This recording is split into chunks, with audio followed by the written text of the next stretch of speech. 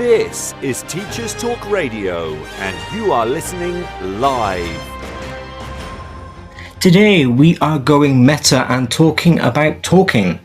How can we make the most of student talk in the classroom? How can we make the most of teacher talk in the classroom? How can we use talk in order to promote thinking?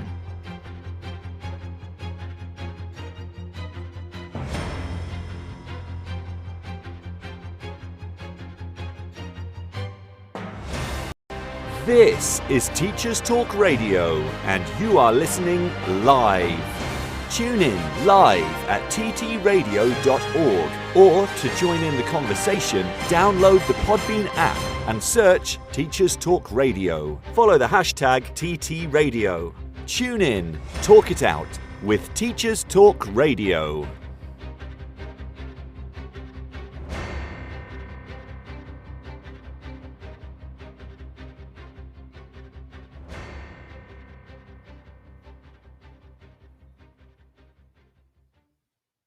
Hey, good morning to you. Today is Saturday, the 10th of June, 2023. We have had our first text in already. Connor has texted in to say good morning. Good morning to you. Always happy to hear from you guys as we sit together for breakfast in the morning. So if you are listening on the Podbean app right now, you are free to text in via the app. If you're not, if you are listening to us elsewhere, or you are listening to us on the replay, so it is not 9:01 on Saturday the 10th of June 2023, you can have your voice heard by tweeting us. I am at Mr. D Lester, MRDLESTER, all one word. Or the official Teachers Talk Radio account. We will always be happy to hear what you have to say. Because like I said before, the topics that I choose for my show and that all of us on Teacher Talk Radio choose for our shows are things that interest us. And so these interests are not going away. And so while the stuff that we talk about might not be evergreen content, it might be that we are reacting to things in the news, we are reacting to what's happening right up to date in the world of teaching. Most of the stuff that we talk about will be talked about forever because we know that in teaching things come around in cycles. We know that things get repeated, and so we are always happy to hear your thoughts.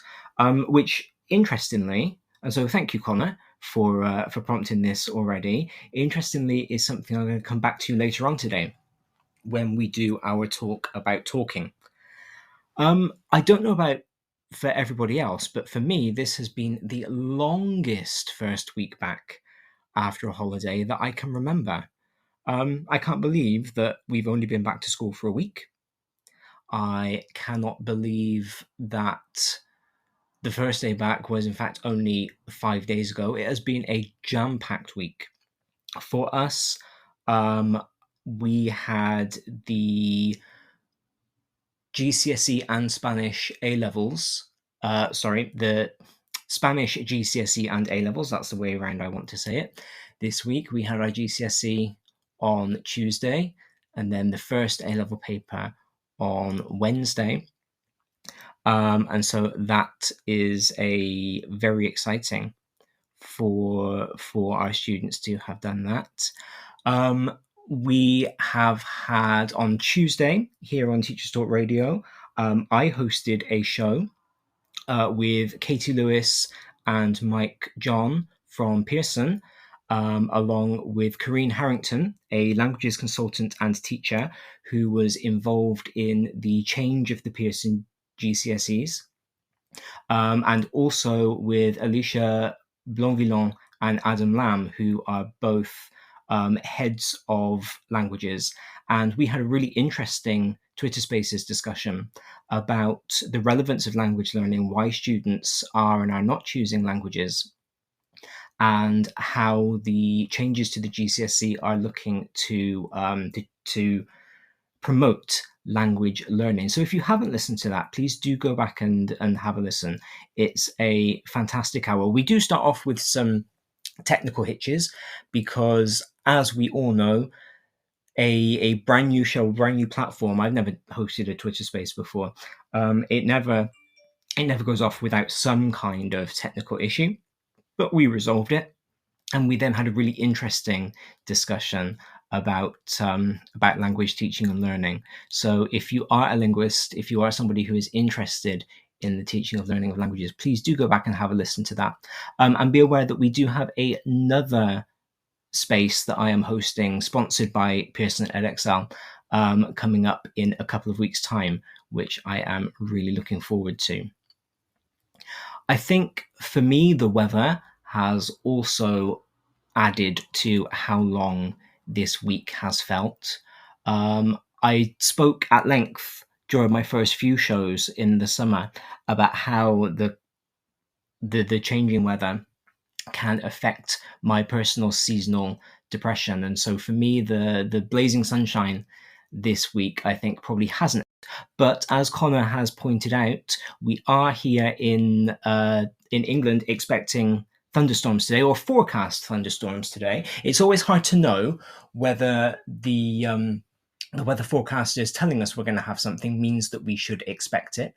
But that is what we are being told. So hopefully a break in the weather might make it seem a little bit less arduous. Good morning, Tom. Tom is our chief here at Teacher Talk Radio. He has just texted in. Oh, Tim is texting in. Tim is one of our long-term friends of Saturday Morning Breakfast. I love it. Everybody is texting in. Everybody is getting involved today. This is what we like here on Teachers Talk Radio. We like to hear your views. We like to hear what you have to say. Kent is ridiculously bright and sunny. Tim is saying, so I'm in Gloucester. We have, I understand that a running live weather report is not what everyone is tuned in for this morning. I know that you are here to talk about talk, but we are British. Well, I am British. And I know that a lot of my listeners are too. And talking about the weather is one of the things that we do. So this is, if you are not from the UK, this is probably quite a good cultural point of knowledge for you. We do like to talk about the weather. If you are talking to a British person for the first time and you're not sure what kind of small talk to make, talk about the weather, because we can do that all day. It is here in Gloucester cloudy at the moment, which is nice. It is clouding over, but we will see. We will see what the rest of the day has to bring. So between exams, between the weather, between the fact that I've celebrated a birthday since our last show, this really has seemed like a very long week. And it has me counting my blessings, to be completely honest, because my this half term is only 5 weeks long. And having now done a week, I'm 20% through. I've only got 4 weeks left to go. I know that a lot of my friends, and a lot of my colleagues at other schools are going for 6-7 weeks this half term. So I know that I really can't complain. I really can't complain. But it is always good to know that the summer is on the horizon. And I would be interested, I've never had an inverted commas normal job. I've always either taught or acted or written for a living. So I've never had a job where it has been like 9 to 5 all year long and you choose when your holidays are. So I would be interested, for any of you listening who have, what is it like to have to book your holidays, to not know that every 6 or 7 weeks you're going to get a week away from the workplace and that you actually have to schedule that in? Because I know so many of us as teachers, whether we want to admit it or not, we will count down to the holidays. We will use the holidays as a benchmark of how to get through the year. And that's not even as unprofessional as it sounds, I promise, because quite often what you will do when you're planning your lessons is look at it and go, okay, I've got 7 weeks between holiday and holiday. What do I do? How do I fit in everything that I need to? And so I'm not sure what it would be like to live a life where you don't always have something on the horizon to count down to.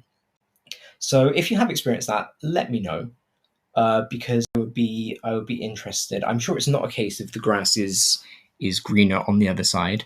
but it would be interesting to see what thoughts everybody has. It's time for a fresh start to language learning. Pearson EdXL's new student-centred French, German and Spanish 2024 GCSEs cater to the needs of all learners, regardless of their background, ability or reason for studying. Rooted in learned language knowledge, their assessments are transparent and accessible, allowing all students to showcase their language skills. Through inclusive and relatable content, the new Pearson EdXL MFL GCSEs build a shared cultural capital that helps students develop an understanding of and appreciation for the wider world. Find out more at go.pearson.com/MFL GCSE 24. This programme has been brought to you by the Happy Confident Company. Our clinically approved, ready-to-go wellbeing and mental health programme will help your pupils thrive. In only 10 minutes a day, you'll be able to deliver social and emotional learning and wellbeing tools throughout your school. To find out more, visit us at www.happyconfident.com. This is Teachers Talk Radio, and this is Teachers Talk Radio News.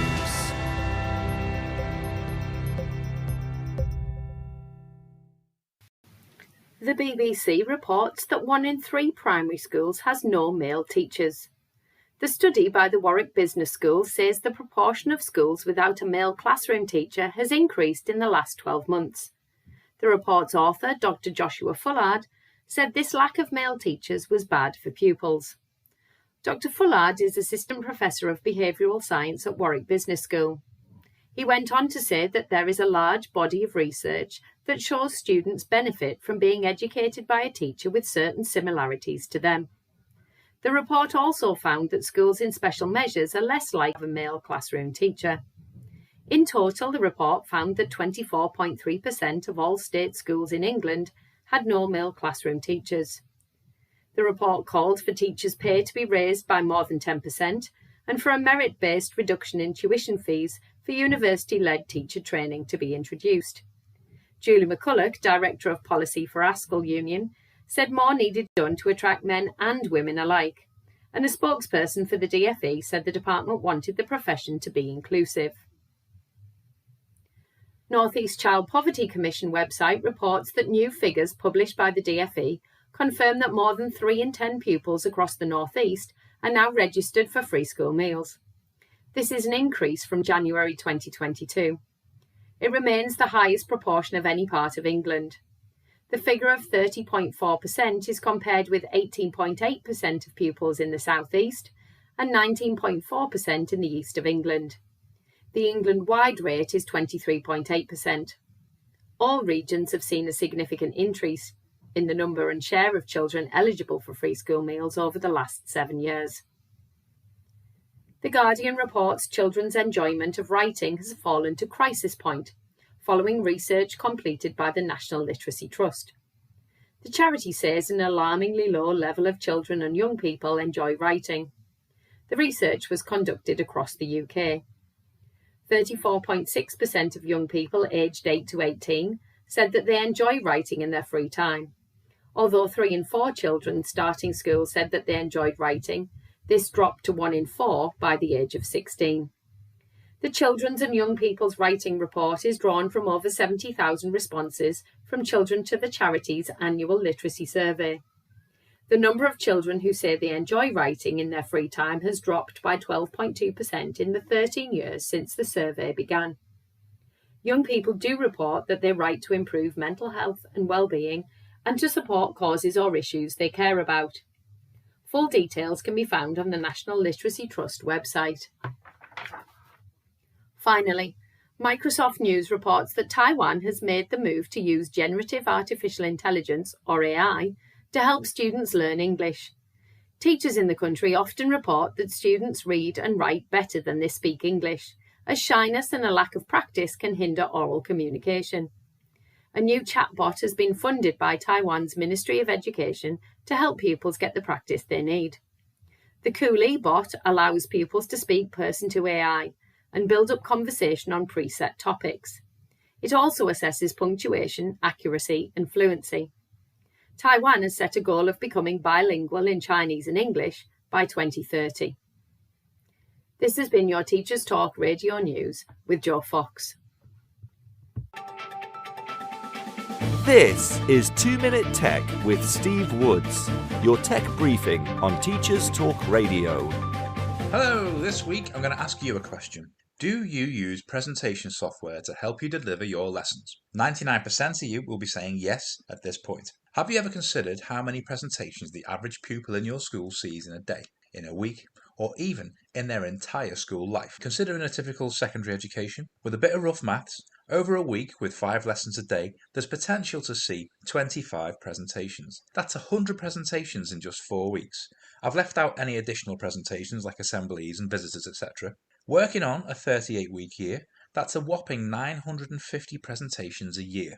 That's a lot of presentations. Now, let's throw in some schools have a standardized slide theme and set layouts. Now we have 950 exactly the same lesson beginnings. I'm not saying this is a bad thing, but do we really know what experience a pupil gets through a typical week in school? Are they being engaged, or are they being presented with the same visual stimulus day in, day out, simply causing them to fly below the radar? If you're like me, you're now thinking, how do I make my presentation stand out? Is there a presentation software out there that's better than all the rest? In my humble opinion, this is like the visualizer versus HD webcam argument. What works for some does not work for others because all subjects are not the same, which is a good thing, don't get me wrong, but please bear in mind that what works for one teacher may not work for another. A search for free presentation software returns no less than 24 apps I recognise. Some are interactive like Mentimeter, others have more dynamic transitions like Prezi. Most also have additional features and add-ons you can purchase. I know what you're saying, come on Steve, which is the best though? Well, the answer is simple, but I've run out of time, so I'll have to tell you next week. In the meantime, please consider the number of presentations a typical pupil is subjected to in your school. Does this need to change, or does it work? And how do you know? Do you have a preferred presentation software, and what are the features that make it stand out for you? Let us know at TT Radio Official. I'm Steve Woods, and that was 2 Minute. 2 Minute Tech with Steve Woods, your tech briefing on Teachers Talk Radio. And this is exactly why I need to listen to the news before the show starts instead of hearing it live along with you all, because I've got so much to say on everything that Joe and Steve talked about today. Let's start with the lack of male primary school teachers. As many of you know, while I now work in secondary, I trained in primary.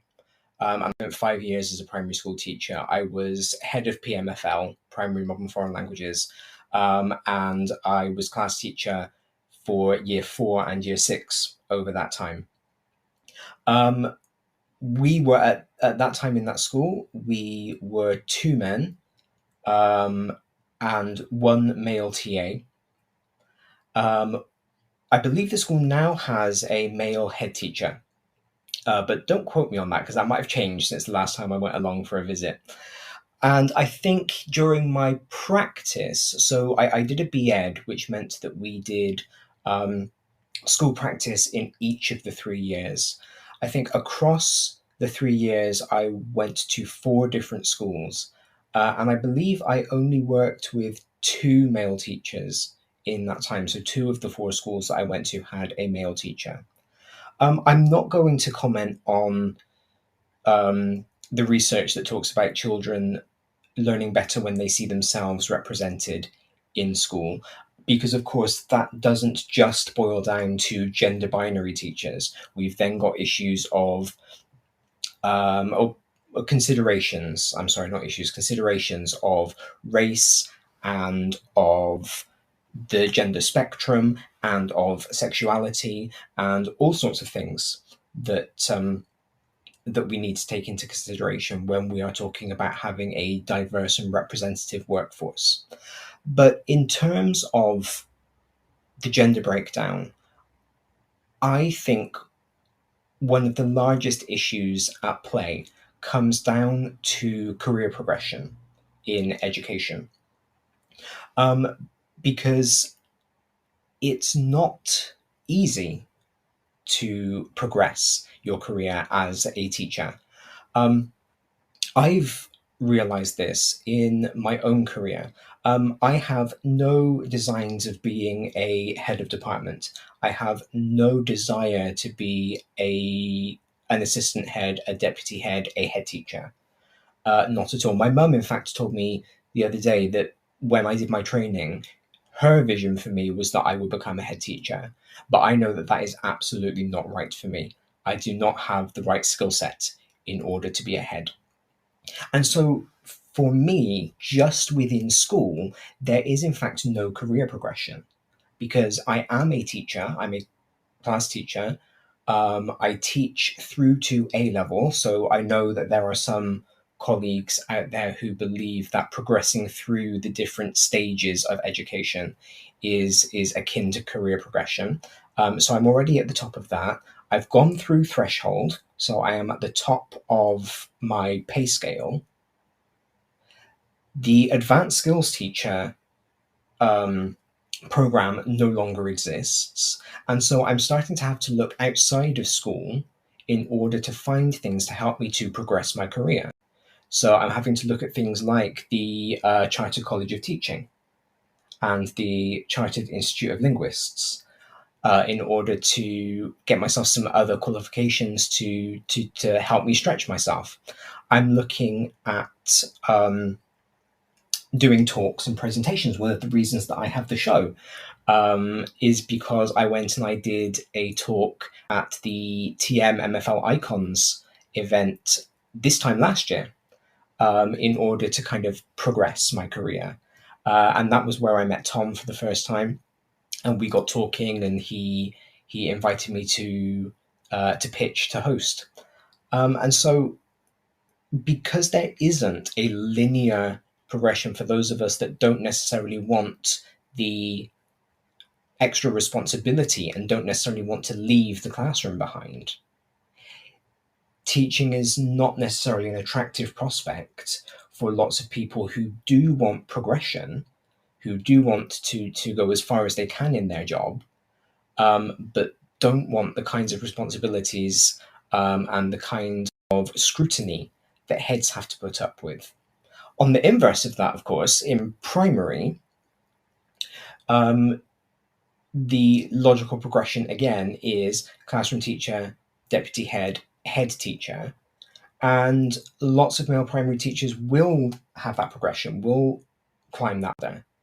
There is a lot of talk about how the number of male primary heads is disproportionate compared to the number of male primary teachers. And this logically, I haven't looked in depth at the research, but it seems logical to me that this is because the male primary teachers who want that career progression will move out of the classroom and into headship, and they're not necessarily being replaced by other male primary teachers. And so for as long as headship and coming out of the classroom is the only way that we as teachers can progress in our careers, that problem is going to keep happening. Whereas I think if we looked at alternative progression routes, if we looked at different ways that those of us who have been in the classroom for a long time, those of us that have the skills, the experience, that do the courses, and that can be recognized, then perhaps we might get more people in general staying in the classroom instead of moving into leadership and management positions that they might not necessarily want to do, but feel they have to because that's the progression. And we might get them to stay in the classroom and do alternative things. Quite what that progression looks like, I don't know, because once again, it's something else that would probably require a small scale change to the system, but certainly a change to the system. I don't have the answer to that. But I will be honest, I was gutted when I learned that the AST, the Advanced Skills Teacher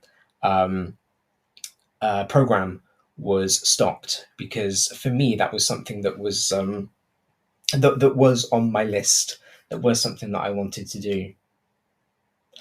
The other thing, I think, the other reason that we don't see so many primary school teachers is because there is still a gendered understanding of many progressions in England, and primary teaching is one of them. Primary teaching is still believed to be a female-centered profession. And of course, I mentioned last week on the show when we were talking about the filler word like, that kind of internalized misogyny that can quite often come along when people are talking about how they hate the filler word like. And there is, again, that idea that men are not necessarily attracted to professions that are seen as female dominated, or that there is a pressure for men not to go into female dominated professions. And that's, I suppose, one of the things that we need to work on as we strive for better gender equality. We need to make sure that there is equality in perception of job roles. And so we're not just fighting for women can do the same jobs as men, but we're also fighting for men can do the same jobs as women, and creating that very level, very even playing field. That's just my thoughts on that. I went through a very quick cycling of emotions when Joe talked about the chatbots in Taiwan helping children to practice their English, because my first thought as somebody who has worked as an assistant was that's going to put people out of a job. Because for many language assistants, the practicing conversation is the core of their job. It's what they do. It's why they're in school. And so if that's being automated, that can take that away. My other thought was that the chatbot cannot necessarily correct the student as they are talking. It will probably listen and give feedback, but not in the same way that a person can. It might not be able to, depending, of course, on the quality of the AI, because I have heard some AI voices which are remarkable, but it might not be able to correct the pronunciation in the same way. It might not be able to assimilate the content of what the student is saying to see whether it actually makes sense. There are all sorts of things that when we start trying to make technology do something that is innately human, like speech, like understanding, we're kind of stripping away some of the layers that is not necessarily in the best interests of the pupil. However, any chance to talk is good. Any chance to practice speaking your foreign language is good. When I start talking to my students about practicing for their speaking exams in French, in Japanese, in German, in Mandarin, whatever language it happens to be that I'm teaching at the time, I will tell them to talk to posters in their room. Reel off their monologues, reel off the practice questions that they've written, and just talk to the poster, because that's less embarrassing sometimes than talking to a person. And of course, there's no difference between talking to a poster and talking to an AI. And in fact, if what Joe said was true, and I've got no reason to doubt it, the AI is going to be trained to offer some kind of feedback, then that's better than talking to a poster, because it means that the child is getting something out of it. And who am I to stand in the way of a child ameliorating their English, improving their English by practicing with a chatbot, just because I have concerns about it replacing people and the quality of feedback that it can give. So that was quite a whirlwind in that 30 seconds of learning about AI. I think AI is huge in teaching. It's going to get bigger. This is not something that I am qualified to speak about at all. But I would be interested to listen to some people who are, because I think we can either, like many things in teaching, we can either fight it and we will lose that battle, I think, or we can embrace it and figure out how to make it work for us. The comparison, I suppose, that I have is Google Translate. So in MFL teaching, in languages teaching, we always get the argument, well, why do I need to learn a language when I can just use Google Translate? And my answer is always because Google Translate does not speak the language that you are wanting to use, because it makes mistakes, because it's not actually creating language, it's transposing words, because it's just pulling things from the internet like chatbots do. There are all sorts of reasons. But students were going to use Google Translate anyway. And so it got to the point where I had to kind of stop trying to fight it and teach my students how to use translation software responsibly.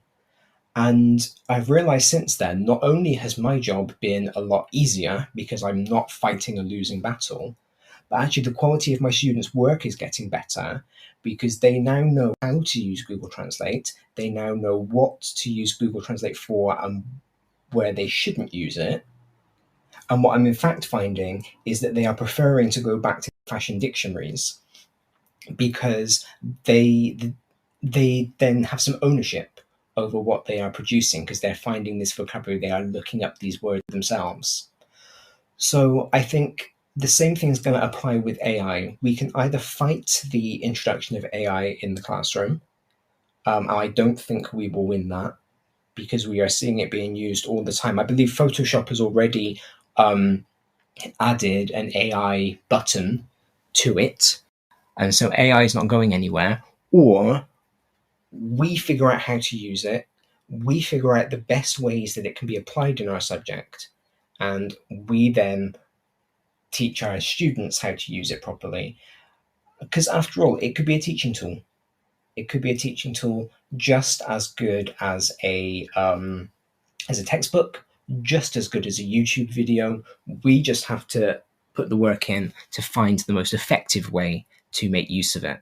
It's time for a fresh start to language learning. Pearson EdXL's new student-centred French, German and Spanish 2024 GCSEs cater to the needs of all learners, regardless of their background, ability or reason for studying. Rooted in learned language knowledge, their assessments are transparent and accessible, allowing all students to showcase their language skills. Through inclusive and relatable content, the new Pearson EdXL MFL GCSEs build a shared cultural capital that helps students develop an understanding of and appreciation for the wider world. Find out more at go.pearson.com/MFL GCSE 24. This programme has been brought to you by the Happy Confident Company. Our clinically approved, ready-to-go wellbeing and mental health programme will help your pupils thrive. In only 10 minutes a day, you'll be able to deliver social and emotional learning and wellbeing tools throughout your school. To find out more, visit us at www.happyconfident.com. Okay, I learned a new acronym this week because that's exactly what education needs, is a brand new acronym. And the acronym that I learned was RHINO, RHINO, RHINO. And it was used to mean really here in name only. So it's those children, as Steve was saying in the 2-minute tech about when they start switching off because all of the presentation software looks the same, all of the lessons look the same. It's the children who are there but not there. The children who are there to be ticked off on the register but are not actually getting anything out of the lesson. I quite liked that acronym. I thought that was quite amusing. I would never call a child a rhino, of course, but I know that I've been one. I know that I was one back in my own lessons. I remember switching off during PE lessons at school because I wasn't a fan. I remember switching off quite often during maths lessons because it wasn't my favourite subject in the world.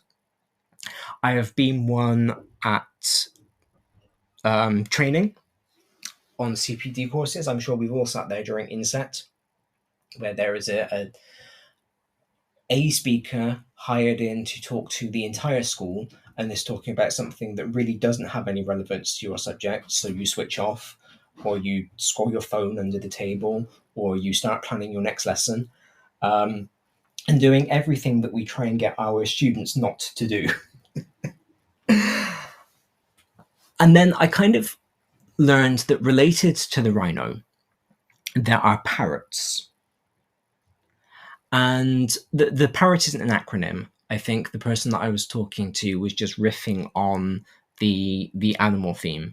We've got the rhinos, who are really here in name only, so are sitting there not really taking anything in, not engaging. And then we've got the parrots, who are engaging, but are engaging just by repeating back what you said, like a parrot can do. So they haven't actually processed anything in the lesson. They haven't actually learned anything. It's a proxy for learning.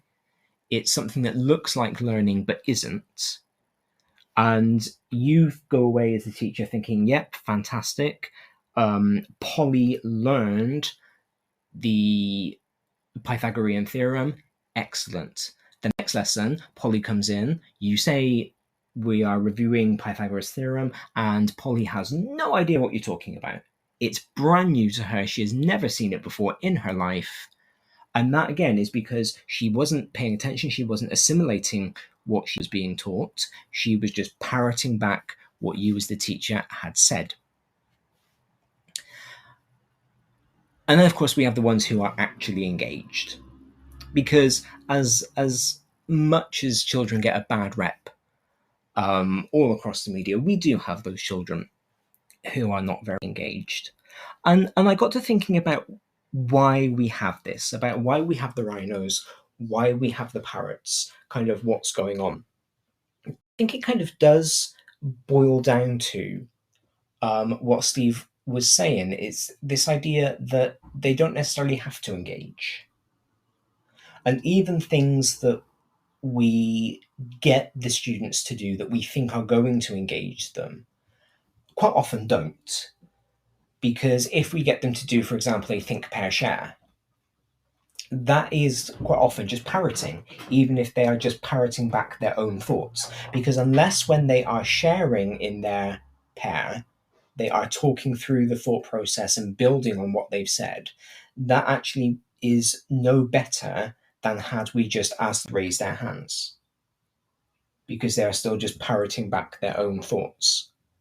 So then, as I was thinking about that, and thinking about what can we actually do, what should we actually be doing to get our students engaged and to make sure that they are meaningfully, actively engaged, I came across a reel, which was an American college professor. I don't know who he is, I don't know what he was teaching, but he was talking about writing. And he was talking about how writers write in order to get their audience to change their thinking about something. And I quite liked that. I thought about that in terms of my doctoral studies, in terms of all the papers that I've been reading this week, because I've got an essay due in 10 days. And how those people, the ones who have done the research, who have published the research, are doing so in order to get me to change my mind. But in writing my essay, I'm not necessarily trying to get my professor to change his mind because he's more knowledgeable about this stuff than I am. And I'm kind of writing to just show off my knowledge, to show off what I have learned, to show off what I can do. And in writing, it's quite often what we expect from our children. Particularly because we are so obsessed with things like book scrutinies. We are obsessed with making sure that parents can physically see things that their children have done to prove that there has been learning going on, and so get children to write things down. But again, just writing things down quite often can be no different to parroting them. And we're not necessarily trying to get our children to change our minds. Maybe if you teach English and you're teaching persuasive writing, that might be the goal. But one of the things that we can be doing, and this idea came from Karen Jones, who is one of my professors at Reading University. She said that one of the reasons for writing is because we can think through writing. Because getting your ideas down on paper will help you to see them more clearly, will help you to make links, and will help you to better assimilate that information. And again, we don't always get our children to do that, but maybe we should. Maybe we should be getting them through writing to consider their own understanding of what we've just told them, to their own knowledge of the topic at hand, instead of just blithely doing an activity so that we have got something to show off to parents, senior leaders, Ofsted inspectors, whoever it might be. And then I got to thinking, why is that just through writing? You know, I've talked before on the show about how I trained as a social constructivist. I believe that knowledge is socially constructed. So I started wondering whether talking can do the same thing, whether actual, purposeful, meaningful talk, instead of parroting, can also improve knowledge and understanding, because surely that is what is at the root of social constructivism, is this idea that by talking to other people, you get their ideas, you process your own, and you get stuff figured out. So that led me down a bit of a rabbit hole. And I wound up on the University of Cambridge website, where I came across this concept of dialogic teaching.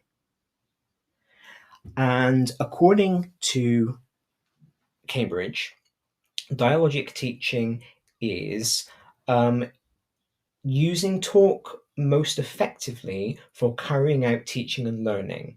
It involves an ongoing conversation between teacher and students, not just teacher presentation. So it's not just standing up there with PowerPoint, with Prezi, with Explain Everything, whatever presentation software you might be using, and talking at your class. It's about getting your children involved in a conversation. It can be used for elicitation, so for getting common sense perspectives, for figuring out what they already know. It can be used to engage ideas, and it can be used to overcome misunderstandings. And the idea behind it, according to Cambridge University's Faculty of Education, is that when children are provided the opportunity to contribute to a meaningful extended dialogue, they can explore the limits of their knowledge and understanding. They can find where their limit of understanding is, and that way they can figure out how to go beyond it. They can figure out how much they know, and then learn what needs to come next so that they are actually learning. And at the same time, they're practicing different ways of using language as a tool for knowledge construction and as a tool for convincing people. So by engaging students in dialogue instead of a monologue with the odd answered question and then sending them off to do an activity, teachers are able to explain ideas clearly, clarify the point and the purpose of what the children are learning, and we know that children need to know why they are learning something in order for it to make sense. They model effective ways of using language, and we can help our students grasp new ways of describing phenomena. Because what we can do is talk for modeling. We can model high quality writing, even in speech. We know that how we speak and how we write aren't always the same thing, but we can model the kind of writing that we want our children to do by speaking it, by getting them used to it, by making it natural for them to use, and then they can transfer that over. So I was quite interested in this, in this idea, because this isn't a pedagogy. This isn't a brand new way of teaching. This is just the idea that all talk in the classroom can be meaningful. And honestly, this is the first time that I've ever kind of encountered the idea that me talking in the classroom can be helpful. It will come as no surprise to you, because you know that I can talk. That a lot of the critique that I had in my practice and in my NQT years was that my teacher talk was too much. I spent too much of my lesson talking. All the books on pedagogy talk about how we need to reduce teacher talk time because the children should be doing stuff. That has always seemed a bit antithetical to me. It hasn't really ever made sense to me because as the teacher, I am the one that knows the stuff. I'm the one with the knowledge. And so it's partly by talking that I get the children to understand the new subject. So if I'm not talking, how are they learning? But what I've realized is when the books, when the courses say reduce teacher talk, they don't mean, or they shouldn't mean, that the teacher doesn't talk as much. What they mean, or what they should mean, is that the teacher should be engaging the students in dialogue. The teacher should be engaging the students in conversation. And the teacher should be part of that knowledge creation process. We shouldn't be the ones transmitting the knowledge. Like I've said before, our children are not empty jars waiting to be filled with brilliance, but we help them to construct their knowledge through talk, through dialogue. So this then led me to a paper written by Neil Mercer of the Faculty of Education at Cambridge called Talk, Thinking and English Teaching. And I will tweet a link out afterwards for anybody who is interested. And while this is based around English teaching, I read it as somebody who teaches English but also teaches classics and modern languages. And I thought there's a lot in this paper that is interesting, that is relevant, that is transferable. And I think that regardless of what subject we teach, there is a lot in this idea of dialogic teaching, dialogic learning that we can take into our classrooms, that we can use to engage our students, so that we no longer have rhinos who are just there flying under the radar. And we no longer have parrots who are tricking us into thinking that they know the right answer because they can repeat things back to us, but are in fact engaged with what we're talking about and in fact do learn what we're talking about. And we have more actual learners. I can't think of a good animal. The person that I was talking to didn't have an animal for the children who are actually engaged. So again, if you've got one so that we can finish off our analogy, I would appreciate that. But Mercer's paper is really interesting to me because there are some amazing points that he makes all the way through that I kind of wanted to share with you today. So he starts by talking about, or writing about, why talk is important to children. And he says, talk of the right quality promotes the development of children's reasoning, conceptual understanding, and reading comprehension. He says many children do not get a rich enough experience of spoken language outside school for this development to be assured. Now, interestingly, I was reading an article this morning, one of the ones that made me quite angry because it was blaming lockdown for all the things that are going wrong in the world. And it was talking about how a student came back to school after lockdown and started to cry during a lesson because he had forgotten how to write. He had forgotten that physical process of writing.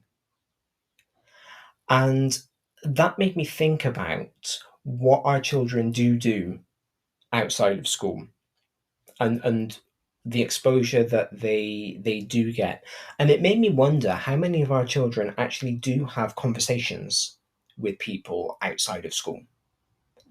Or how often they are just watching things on YouTube, scrolling through their social media, playing games, even imaginative playing with very young children is not necessarily conversational, it's more transactional.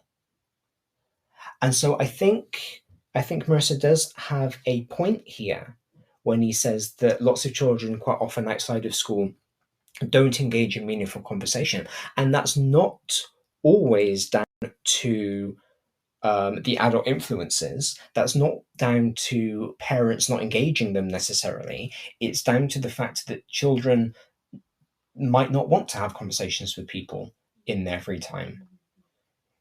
Children don't see talking as a valuable use of their free time. They want to play. They want to watch. They want to scroll. They want to do whatever it is they're going to do. And so it is the school that is kind of responsible for providing this environment of learning how to have a conversation and learning all of those conversational conventions that they might not be getting outside of school, learning about turn taking, learning about seizing and holding the floor, learning about power language, learning about verbal fillers, which ones are appropriate to use in what kind of context. All of those things that lots of people take for granted because we forget that we learned them, but we did learn them. They're not natural, they had to be taught to us. And it's one of those kind of life skills things that we can work into our teaching regardless of what subject we teach. So Mercer says children do not just need experience of speaking and listening in school. They need to expressly taught the relevant functional skills, how to use talk to construct arguments, jointly solve problems, and comprehend texts. And this got me thinking particularly about constructing arguments. And the idea that we write in order to change somebody's mind. Because it got me thinking about how scary writing is as a process, particularly when children switch over from writing in pencil to writing in pen. Because when you've written something down, it's there, it's permanent. And even when you write something in pencil, you rub it out, but the indentations in the paper are still there. And I think quite often putting something down in writing can be scary because of that permanence. And I wonder whether it's why people so often prefer to type than to write. Because when you type something and then you delete it, it's gone.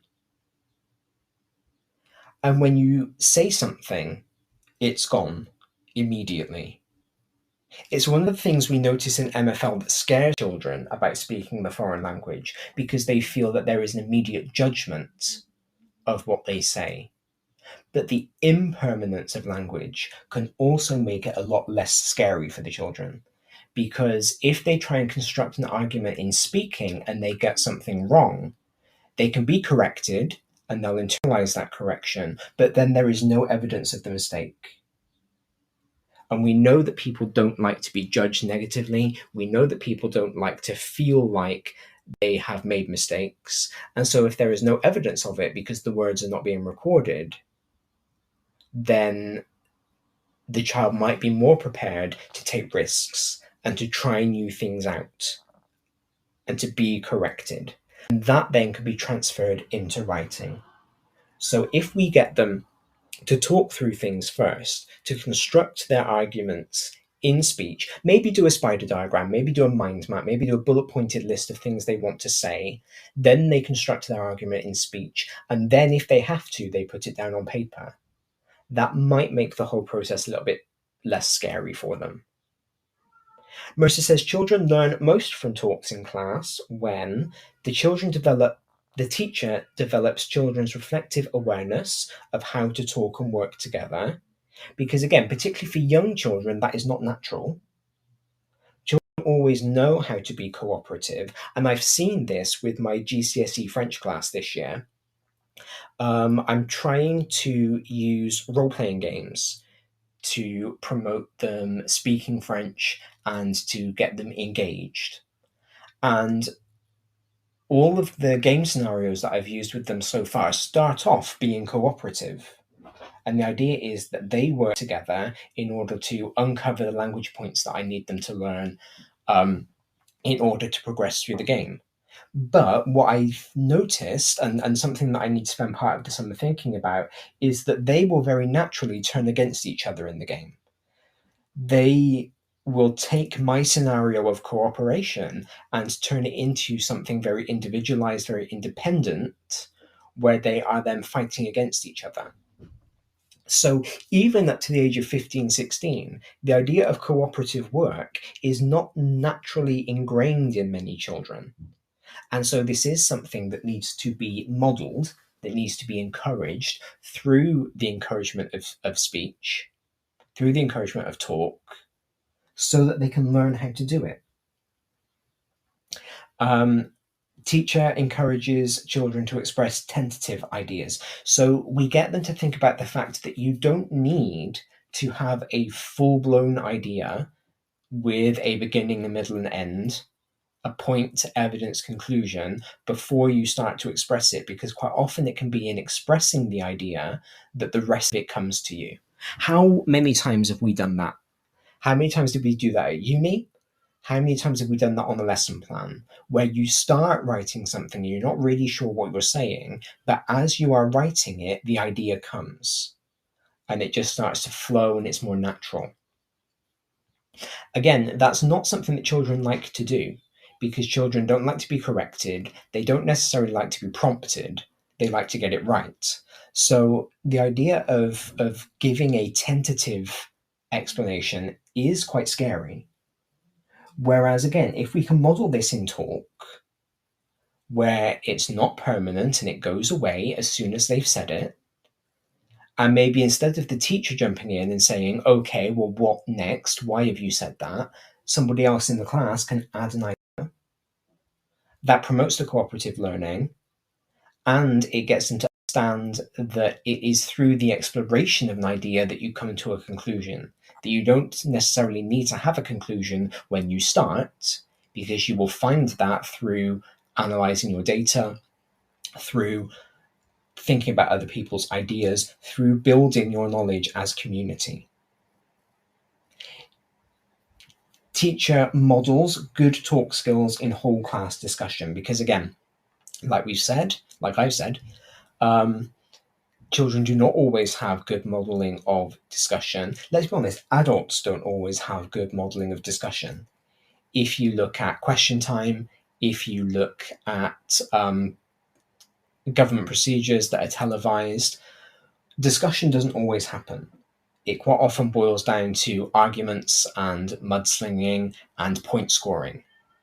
And so we need to teach our children how to properly discuss things, how to respectfully disagree with people, how two people can be perfectly and equally convicted of their ideas, of their arguments, and still get on with each other. That is something that is really important for children to learn. The teacher can scaffold group work, but should stay out of it. So in group discussion, the teacher should be there, if possible, in order to make sure the children stay on task and they don't start talking about TikTok videos they've seen. But the teacher doesn't get involved because the children need to construct their knowledge. And I suppose if the teacher does need to get involved in order to correct a misconception, then the important thing there is to model how you do that as knowledge construction, and deliberately creating tasks that will get the children thinking together, deliberately promoting collaborative work.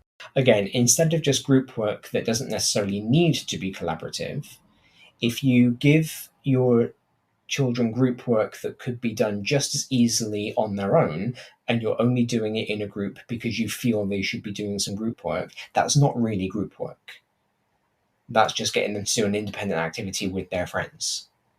So think very clearly about why we are using group work, about what we are trying to get it to promote.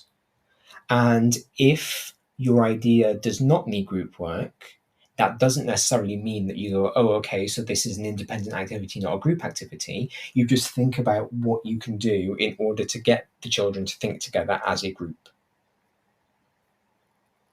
Now, as teachers, we are very aware that some children lack the experience and the skills in having conversation, having dialogue, in thinking through talking. But we don't always teach them how to do that. And I've been guilty of saying, oh, such and such student doesn't know how to do a very basic task that should be common sense. And what I do about it is I complain instead of showing the student how to do it. When in fact, as the teacher, that is my job. As their French teacher, it might not be my responsibility to teach them the difference between there, and there in English. But actually, if they don't know it, and it becomes evident in my lesson that they don't know it, then I do have that responsibility to teach it to them. Not just because it will ultimately impact on what they do in my lesson, because I've had that before, where students have Google translated some homework, they've typed the wrong there into Google Translate, and so when it came back to me in French, it didn't make any sense. And it took me ages to figure out what they were trying to say. So it does have an impact on my lesson, but more importantly, it's a life thing that they need to know how to do. So if we do start to teach things that we feel they should already know, but they don't, then we are in fact improving their all-round quality of education. Now, let's be honest, when we do teach talk, in whatever subject we do, we tend to teach presentation skills. We tend to teach them how to do what we do all the time, standing up in front of their classmates with a PowerPoint talking about something. And presentation skills are very important. The research skills that go along with it, the ability to speak in public, the ability to hold attention, to hold an audience, those are all very important skills, but they're not the only talk skills. And so if we focus on presentational talk and not exploratory talk, children come to believe that the only time they should be speaking is when they have something presentational to say. The only time they should be speaking is when they have perfectly understood the concept of the lesson and they should explain their answer to a question. What they don't do is start to go, okay, well, I think I understand Pythagoras' theorem. I think I get that a squared plus b squared is the same as c squared. I think I understand that that's because of the size of these squares along the lines of this triangle, but I don't understand why this square is bigger than this one. And exploratory talk doesn't need to be fluent. It probably shouldn't be fluent. In the same way that I'm doing exploratory talk right now by talking this through with you, because I read about this paper, I've read about these ideas, but this is the first time I've tried to explore them out loud. The things that I'm saying with you are not necessarily fluent because they are coming out of my mouth as I think about them, but they are helping me to understand the concept. And so what I'm doing, and I've done this very deliberately on the show today, taking you behind the scenes, we're going meta about our meta. I am modeling what exploratory talk looks like. I am modeling the idea of thinking out loud, and that's something that we should be doing with our children. And again, we've talked about this on the show before, about the construction of teacher identity and this idea that the teacher should be known, should be the one who knows, should be the one who gets the knowledge across. But actually, if we're always the one who knows, if we are never having to explore anything, then we're never modeling exploratory talk with our children. And so the only type of talk they're ever seeing is presentational talk, when we're standing up there in front of our prezi.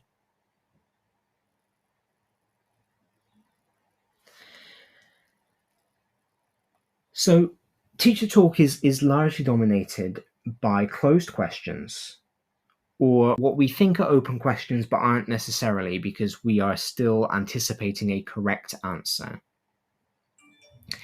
And we don't ever really think about the talk that we're using in the classroom because we're told not to talk very much anyway.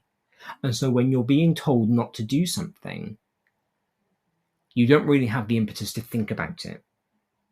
And so, like I've said, when we are told to reduce talk, I actually don't think that's necessary. I think what needs to be done is making sure that we are not being overly obsessed with presentational talk, but that we are engaging our students in exploratory talk, that we are engaging our students in the dialogue, and that we are part of that conversation with them. Research evidence, according to Mercer's paper, has shown that teachers who are aware of the importance of dialogic talk, who are aware of the importance of talk for learning, and use specific talk for learning strategies in their teaching, ultimately get better results. Now, I'm not a results-oriented teacher. I believe very much that results can only show you what a student was able to do for a specific exam paper on a specific day. However, if we kind of take that idea of results and we broaden it out a bit, and we talk about learning, and we talk about production of work, and we look at a long time portfolio of evidence for each child, as opposed to just an exam, a result, then I think that's important. And so if we've got these properly trained teachers who are effectively engaging children in dialogue for learning by using very specific strategies, then we can see that they are learning things, because we can see that improvement in their thinking, in their writing, in their talking, in their understanding of our subject. So let's kind of posit a case study. Let's think about a reading comprehension, for example, because you guys know that here on Saturday Morning Breakfast, we love to read. In fact, I think I owe you an update on my reading. I did one before, and people responded very positively to it. So I'll need to break the spreadsheet out to talk to you all about that again. But let's say we're doing a reading comprehension with our students quite often. And I did this as a primary school teacher in guided reading. They would go away, they would read the thing, they would read the text. One group would be with me, one group would be with my TA, one group would be, in inverted commas, independent, which just meant that they didn't have a teacher with them. But all three groups would follow the same pattern of read through the text and then answer the questions. And the questions were quite often closed questions because they were comprehension questions. They were testing how well the student understood the text. And that is important. I'm just going to make that very clear. I am not against the idea of traditional reading comprehension, because it is important for our students to be able to understand what they are reading. But actually, what do we do when they don't? What are our strategies for improving student reading comprehension beyond giving them more comprehension activities to do? What do we do to make sure that when they are reading, they are assimilating the messages that are being put across? The best way to do that, I have come to believe, is through asking open questions about texts and accepting a variety of answers. So instead of looking for a right answer to a closed question, you ask an open question based on the text so that you can understand, so that you can hear what a student has understood by the text. And then if they have understood what the text actually says, regardless of how they've phrased it, that's a positive thing. If they haven't understood what the text has said, then you can have a dialogue. You can have a group discussion. Why is Johnny's answer different to Timmy's? Johnny, where did you get that information from? Timmy, where did you get that information from? Everybody else, whose answer do you agree with? Why do you agree with it? And you can begin to build that knowledge together. And quite often, in my experience, if you do that, the child who didn't understand will realize that they didn't understand, because they will start talking through their thinking. And as they are talking, their thinking will change. We can reformulate and summarize what students have said, and we can do that in language that is more appropriate to a formal piece of writing, for example. So a student thinks out loud and is just saying stuff. As the teacher, you make notes if you need to, so you remember what they are saying. And then you say back to them, okay, so what I hear you saying is, and then you reinterpret, you reiterate their points, but in a way that would make for a compelling argument or a good piece of writing. We can encourage thinking by asking the metacognitive questions. How did you know this? Why do you think that? What evidence do you have for this? And that in turn teaches them that it is important to have evidence, even for an opinion, that you can't just pluck things out of thin air and say it. It's not true just because you've said it. We need something to support that. We can also get them to respond to each other. And again, this is really, really important, because I think a lot of the interactions that children can have with each other these days are quite negative. We see it in comments on social media, where you can have really very negative comments. We read a lot about how there's a lot of boisterous, quite often violent talk that happens while they are playing collaborative games online. And I think a lot of the way that children relate to each other is by teasing, is by making fun. And so what we can do is we can start to reformulate that. We can start to model how you can remember somebody's idea without resorting to an ad hominem attack. So how you can tell somebody that you think they're wrong, that you disagree with them, and do so in a way that doesn't belittle them as a person. And ultimately, if we do that, we are raising generations of children who actually know how to debate, who know how to have arguments, and who understand that having an argument with somebody doesn't mean that they are the worst person who has ever lived. It just means that they disagree with you. And as long as their argument is not endangering or hurting somebody, then they can be entitled to their interpretation of an opinion.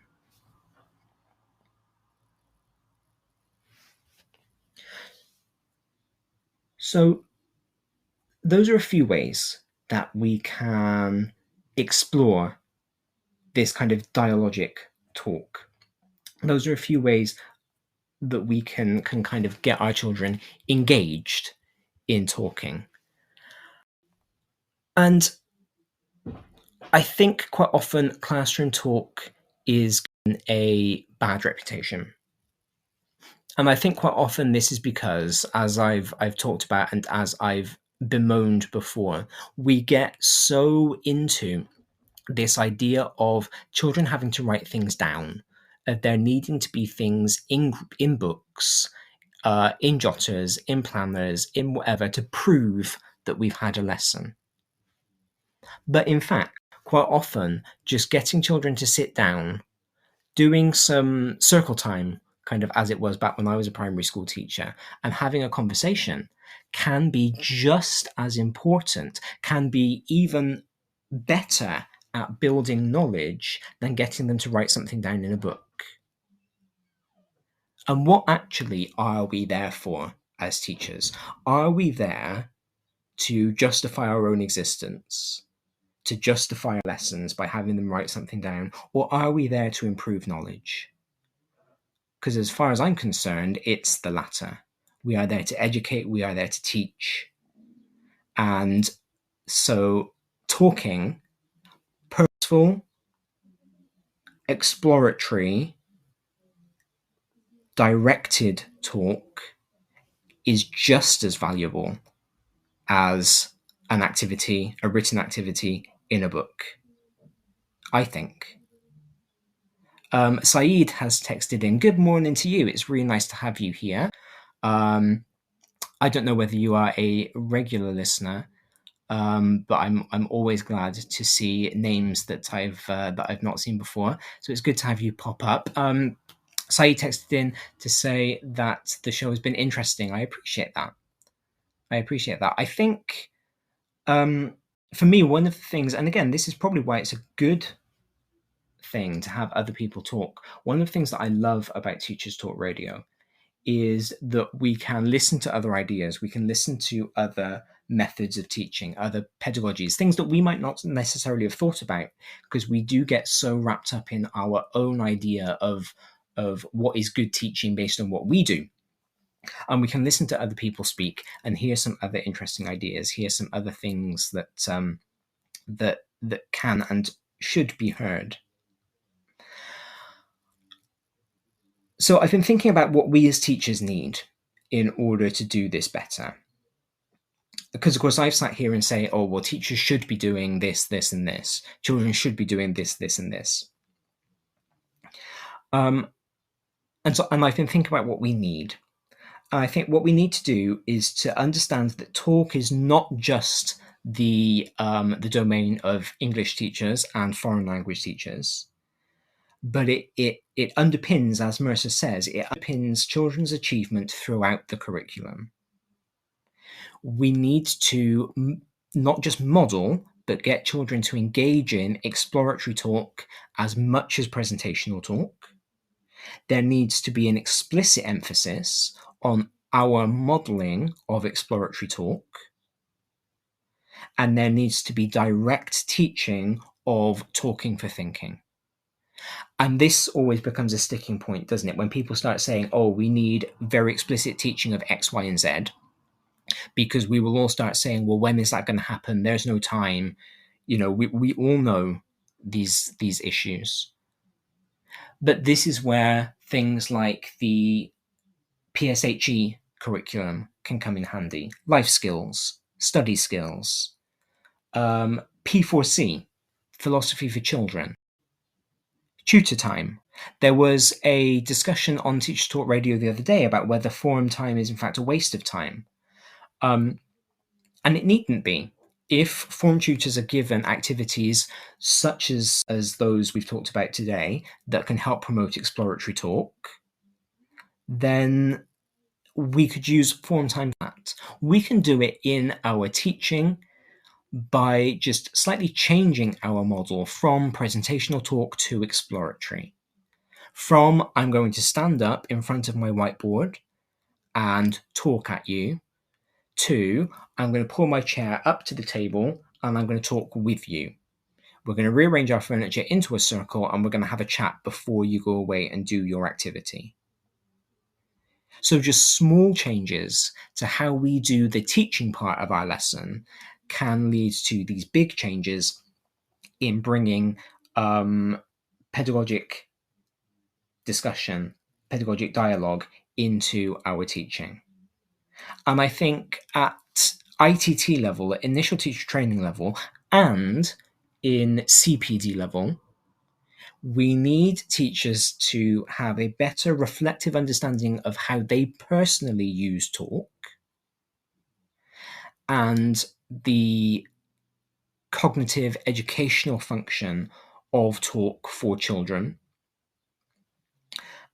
We need to be mindful of the fact that actually we do teach children how to use talk, whether we are planning to do so or not. Every time we talk to a child, we are teaching them how it's okay to talk to somebody else. Everything we say to a child is assimilated, and then they go, oh, well, if my teacher said it's okay for me to say it that way, if my teacher treats me like this, it's okay for me to treat people like this. And so we need to be cognizant of the fact that while we might not be explicitly teaching talk, everything we say is a lesson, everything we say is internalized, and we need to reflect on that and make sure that we are using our talk in a positive, powerful way rather than a negative, powerful way. We need to think about the talk culture of our class. Again, I was thinking about this with my year 10s yesterday. My year 10 group is just boys, and they are a very laddie group of boys. And so there are things that I kind of give them leeway for. But as they were chatting about something while they were working yesterday, I realized the point at which they went off topic. And I had to make the decision between I let them carry on with their discussion, with their banter, because I don't want to spoil the class dynamics, and well, what they're talking about is not relevant to my lesson. Are they just wasting time? So I did a lap of the room. I circulated, and I saw that as they were chatting to each other, they were working. They were doing the activity that I'd asked them to do. Now, a lot of people will say, yeah, but because they were talking, they still weren't learning.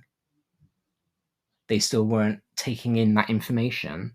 But as I reflect on the activity that I got them to do, I wonder whether they would have taken that information in any better in silence, or whether in fact what I was doing was just getting them to fill in a worksheet because I realized that I didn't have anything in their books for a few days, and I had felt that pressure that I've complained about this whole show to have something written down. So I think talk culture is really important, not just in terms of what is said and the tone with which it is said, but also in terms of how it is used and what it is used for. We need to get a balance, though, between authoritative and dialogic talk. We're not part of the class as teachers. We are still the teacher. We are still in authority. We do still have to make sure that they follow our rules, that they respect our authority in the classroom. And so there is a balance to be struck there that I think is going to be difficult to get right when this is implemented. But I think perhaps engaging the children in dialogue might help with that behavior management. It might help to keep them on track. We need to design activities that are suitable for group-based talk. So we will need to go back over our planning. If this is new to us, we need to go back over, find our learning objectives that are suitable for group-based talk, and then design an activity that promotes talk. And remember, an activity that is done on a worksheet and can be done just as well independently as in a group is not actually a group activity. So think about why you're putting them in the group, and if it's not because they need to be in that group to do that activity, find a different activity. And we need to use informal methods to assess and monitor the children's talk. We should be assessing, we should be monitoring, because we need to be figuring out whether our approach to teaching children how to talk for learning is working and is right. And if not, we need to make that change. But what we don't want to do is start having talk tests, because that then will put them off. That then will make them not want to talk, and we will go back to having rhinos and parrots.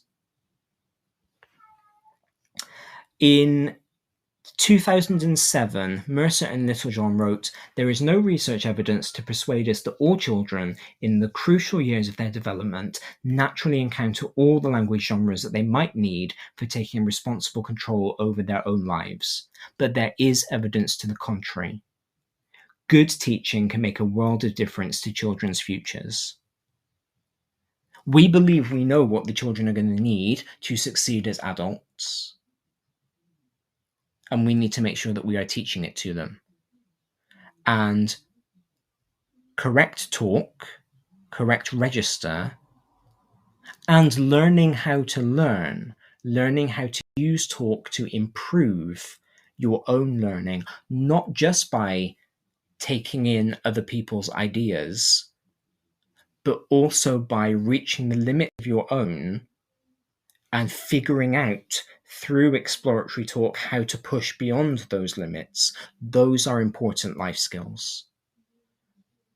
And I think if we are results-oriented teachers, as I'm sure some of my listeners are, the results that we get from encouraging this collaboration will be worth the time that we put into doing it.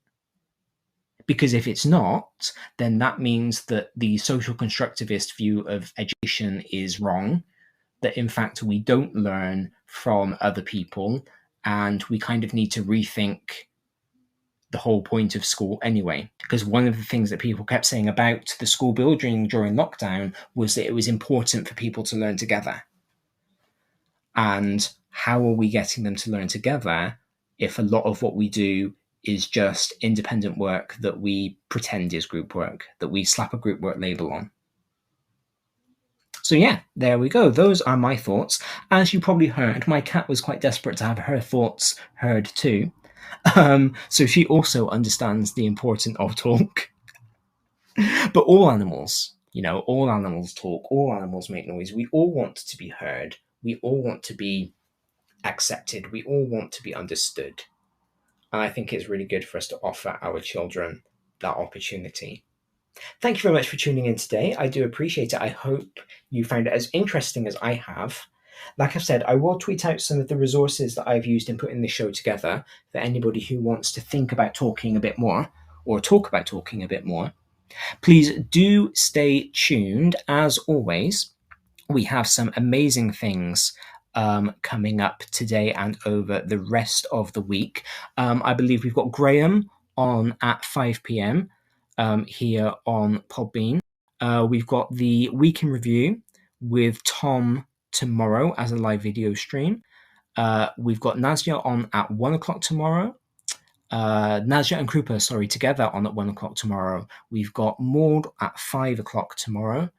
And then, of course, we have, as always, our wonderful, wonderful set of shows before I see you again next Saturday. I am very much looking forward to it. I hope you all have a wonderful weekend and a fantastic week. And I will speak to you all soon. Thank you and goodbye.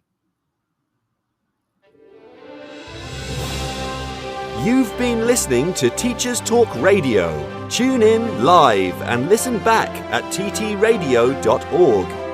We look forward to hearing from you next time on Teachers Talk Radio.